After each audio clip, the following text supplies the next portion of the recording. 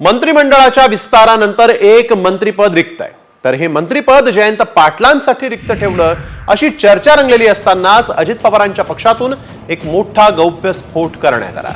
त्यामुळे जयंत पाटील अजित पवारांसोबत जाणार का, पाहूयात या स्पेशल रिपोर्टमध्ये। जयंत पाटील अजितदादांसोबत जाणार का?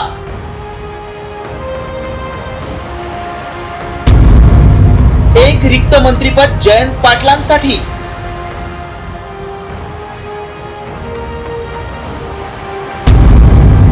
मिटकरींचा गौप्यस्फोट, चर्चांना उधाण।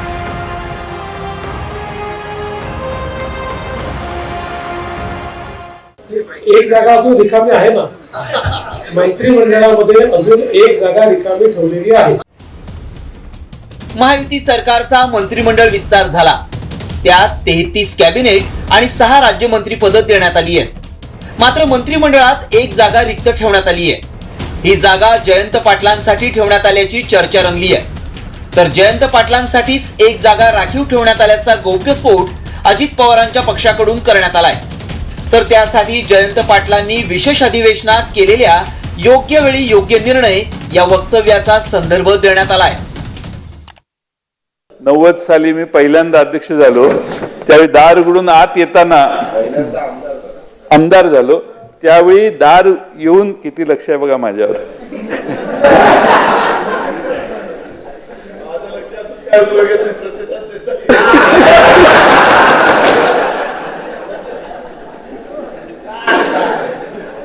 आमच्या पक्षाचा एक वाक्य आहे दादा, आपल्या पक्षाचं, योग्य वेळी योग्य निर्णय। ते लवकरच नक्की येतील, कारण त्यांनी सांगितलं योग्य वेळी योग्य निर्णय घेऊ आणि मंत्रिमंडळाचा विस्तार झाला, योग्य वेळ झालेली आहे। आता योग्य निर्णय डिसेंबरच्या शेवटपर्यंत होणार। त्यामुळे एक जागेच्या मागचा उद्देशच तो आहे, योग्य व्यक्ती, योग्य निर्णय, योग्य वेळ, त्याकरता एक जागा राखीव।